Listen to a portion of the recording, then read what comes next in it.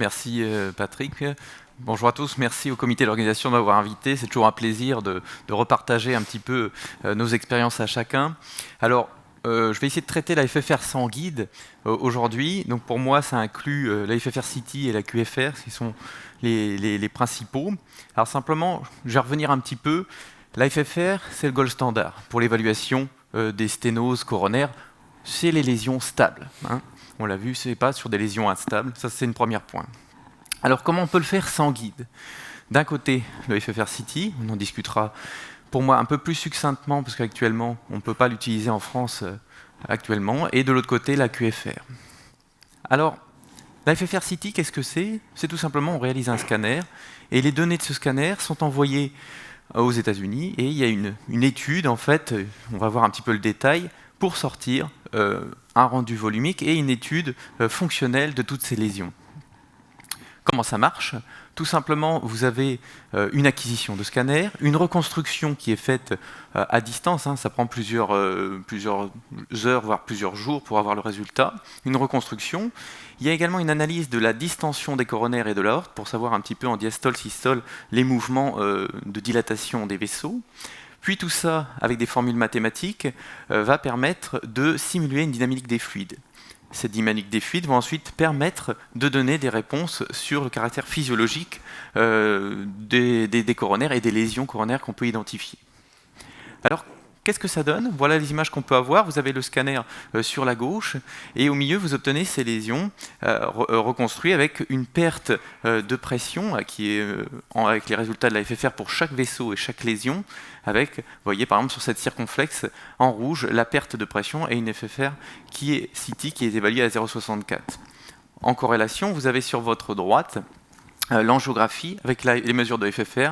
Vous voyez, c'est assez concordant en fait. Elle est négative, plutôt borderline sur l'IVA, et elle est positive sur la circonflexe. Alors, les études, c'est surtout l'étude Promise, en fait, où il y a 10 000 patients qui sont randomisés sur des tests fonctionnels classiques versus FFR City. Il n'y a pas de différence sur les événements majeurs, ça c'est un premier point, donc c'est tout de même très intéressant. Ça réduit le nombre de coraux pour rien, dans 28%, ça réduit de 28% des cas le nombre de coraux. Ça évite surtout les coraux blanches, donc ça c'est en pré interventionnel, c'est très intéressant. Mais actuellement, c'est non disponible pour des données de transfert de données, et donc pour l'instant, on ne peut pas l'utiliser en pratique quotidienne. Voilà pour la FFR City. On va passer maintenant au QFR, le Quantitative Flow Ratio. Donc tout d'abord, un petit point pour savoir qu'est-ce que c'est. Le Quantitative Flow Ratio, c'est une reconstruction 3D du QCA avec une image angiographique, et simplement on va reconstruire un volume 3D à partir de 2 incidences. Pour corriger ce flux, on va y associer l'avancement, tout simplement, l'avancement du flux TIMI dans les coronaires avec un comptage du flux qui va nous permettre, dans ce vaisseau déjà reconstruit, d'ajuster l'avancement du contraste et ainsi de pouvoir évaluer fonctionnellement ces lésions épicardiques. Là encore, je rappelle que c'est pour des angores, des lésions stables, ou dites stables, a priori stables. En pratique, pourquoi moi j'utilise la QFR? Il y a plusieurs raisons. C'est rapide, on peut le faire en salle, je vous le montrerai tout à l'heure. Pas d'adénosine chez certains patients, notamment je pense au rétrécissement aortique serré, où on n'a pas vraiment envie d'injecter de l'adénosine, ça peut être éventuellement mal toléré. Bien sûr, ce n'est pas complètement incontournable, mais bon, c'est quand même un avantage. Ça n'a pas de guide, parce qu'on sait que les guides de FFR, c'est parfois difficile à manipuler dans les coronaires qui sont un peu calcifiés, il y a des nodules, et ça peut prendre un peu de temps, et on n'a pas forcément des fois le temps de faire une FFR, parce qu'on est un peu pressé. On peut le faire en live, en direct, et le refaire plusieurs fois. Le prix aussi, ça c'est à voir. J'ai mis ça, mais ça dépend comment on arrive à obtenir la QFR. Ça, c'est pas à moi de discuter, mais ça faudra voir. Les cas rétrospectifs, ça, je trouve ça super. C'est-à-dire que vous avez fait une coro il y a 2 ans avec des bonnes incidences et vous dites, tiens, je voulais voir comment était sa QFR il y a 2 ans. Ben, c'est possible. Vous réimportez la coro dans le logiciel et vous pouvez, 2 ans après, répondre à la question et refaire sur la coro d'aujourd'hui pour vous rendre compte s'il y a une évolution fonctionnelle ou pas. Donc ça, c'est quand même très intéressant. Et enfin, je vous montrerai un exemple tout à l'heure, les angioplasties guidées. Moi j'ai appris beaucoup sur les angioplasties guidées par la QFR où ça nous permet en fait de savoir quelle lésion traiter, quelle longueur et jusqu'où aller. On a des données maintenant assez solides quand même, il y a 14 000 patients, 17 000 lésions avec toutes les études Favor qui nous ont permis quand même d'abord la comparer à la FFR pour savoir un petit peu la prédiction d'une FFR positive ou négative, et dont la dernière montre, donc ici vous avez en rouge la comparaison par rapport à l'angiographie guidée par rapport à la QFR guidée. Vous voyez qu'on a une réduction des événements majeurs à 1 an, donc ça c'est quand même un point important qui renforce que cette technique est quand même solide d'un point de vue scientifique. Alors je voudrais vous inviter dans notre CatLab en fait, pour vous montrer un petit peu comment en pratique on peut le faire. Pour vous montrer, donc j'ai une petite vidéo. Vous avez ici l'IVA avec une lésion au milieu de l'IVA qu'on veut évaluer. Comme vous le savez, vous avez sur votre droite en haut ou là en bas à droite comment on est installé. Vous voyez, on le fait en live avec la souris sur le CatLab. Et là, ce qu'on va faire, c'est qu'on va chercher la deuxième incidence. La deuxième incidence, c'est important. Et vous avez cet outil là que vous voyez en haut à droite qui nous permet de sélectionner la deuxième incidence. Donc il faut être dans la partie verte et il va nous proposer différentes incidences. Vous voyez, là vous avez LAO 36, cranial 33. On va pouvoir tourner et choisir différentes incidences qui sont possibles, des incidences à éviter qui sont en rouge. Donc voilà, on a sélectionné ici la deuxième incidence. On va ensuite pouvoir analyser cette QFR.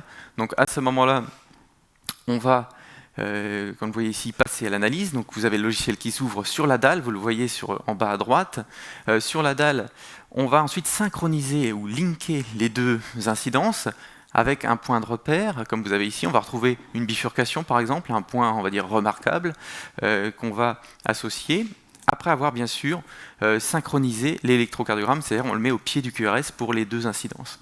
Donc voilà, là je synchronise les deux. Donc vous voyez, je prends cette diagonale sur une image puis la deuxième, qui va permettre de linker, de faire une relation entre les deux angiographies. Donc vous voyez, tout est guidé, en fait vous avez juste l'étape à suivre à chaque fois, et toutes ces étapes vont être bien sûr, avec l'évolution de la technique, encore simplifiées pour nous permettre peut-être un jour d'avoir un seul bouton.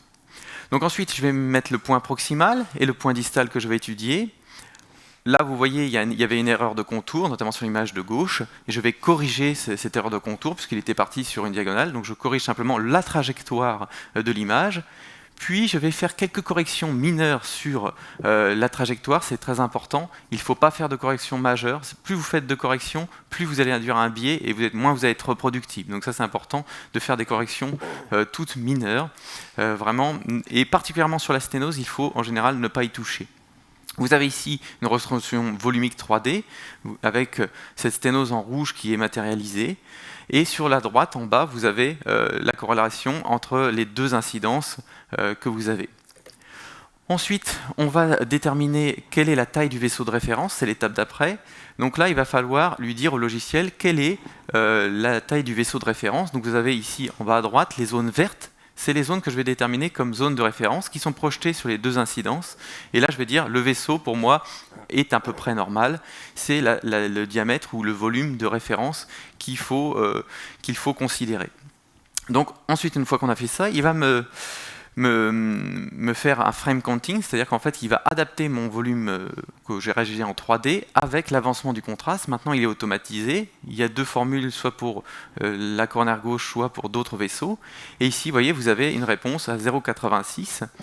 Et il vous donne également, quand vous voyez en bas à gauche, le résidual QFR 0,92. Ça veut dire que si je traitais cette lésion, voici le résultat QFR vaisseau que j'obtiendrai. En bas à droite, vous avez également l'espèce de pullback qu'on connaît, qui nous permet de voir quel est le saut de pression induit éventuel par cette sténose. Donc voilà un peu comment ça se réside en pratique. Alors quelles sont les limites de la QFR? En fait, les limites, pour moi, c'est plutôt des règles de bonne pratique. Si vous réalisez mal la QFR, vous allez avoir des résultats erronés et non reproductibles. Donc premièrement, lorsqu'on a une image de bonne qualité, on aura un QFR fiable. Donc ça, c'est un point très important. Vous voyez ici sur cette image de très mauvaise qualité, le contouring est absolument horrible et au début on a essayé de corriger, voilà, on fait de multiples corrections, à ce moment-là la QFR, il faut oublier, c'est pas la peine, vous allez avoir un résultat catastrophique, il ne faut surtout pas le faire. La seconde, c'est le choix de la seconde incidence. Ça aussi c'est crucial, si vous avez d'incidence avec deux lignes parallèles, vous allez avoir des résultats qui ne vont pas être bons, pas reproductibles, il faut quand même des incidences complémentaires afin de donner plusieurs informations et d'avoir une belle reconstruction volumique. Donc ça, c'est un premier point. Vous avez des aides pour faire ça, soit un petit carton qui vous dit à peu près les incidences à faire, sinon utilisez l'assistant online, comme je vous l'ai montré, qui va vous permettre de vous guider sur la deuxième incidence. Ça, c'est un premier point. Je l'ai déjà dit, mais modifier les contours uniquement si c'est nécessaire. Pour être productif, il faut laisser au maximum la machine faire, sauf s'il y a des modifications vraiment aberrantes, et particulièrement au niveau de la lésion. Je vous montre sur l'image de gauche, vous avez une QFR qui est avec un QFR vaisseau 0,73. Sur l'image de droite, on ajoute une modification mineure, vous voyez, au niveau de la sténose, tout ici, je vais vous montrer. Voilà, ici, on a rajouté un point de correction juste ici. Vous voyez que la QFR, elle chute drastiquement. Et donc, vous allez induire vraiment des erreurs si vous faites ce genre de manipulation en disant je vais forcer le logiciel à aller sur la sténose où moi je l'estime. D'accord ? Donc ça c'est un point important, on s'est fait avoir plusieurs fois avec ça, mais c'est important de le rappeler. Donc maintenant on va partager un petit cas ensemble, simplement. Si je pouvais juste revenir sur le petit cas, c'est possible? Non, on ne peut pas. Alors on ne partage pas le cas. Simplement c'était pour montrer les lésions étagées. Sur les lésions étagées, on peut avoir deux lésions où en fait on a l'impression qu'on va stenter tout au départ et en faisant la QFR, on va permettre de voir laquelle des deux est la plus serrée ou non. Donc ça c'est important, donc on va stenter moins, c'est un peu comme dans l'étude où on retrouve.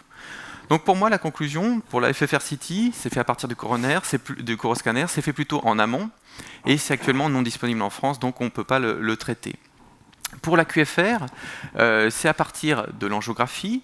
C'est une bonne prédiction de FFR inférieur à 0,8. C'est rapide, on peut le faire en rétrospectif, on l'a vu. Et surtout, les limitations, pour moi, c'est plus des précautions d'usage. Je vous remercie.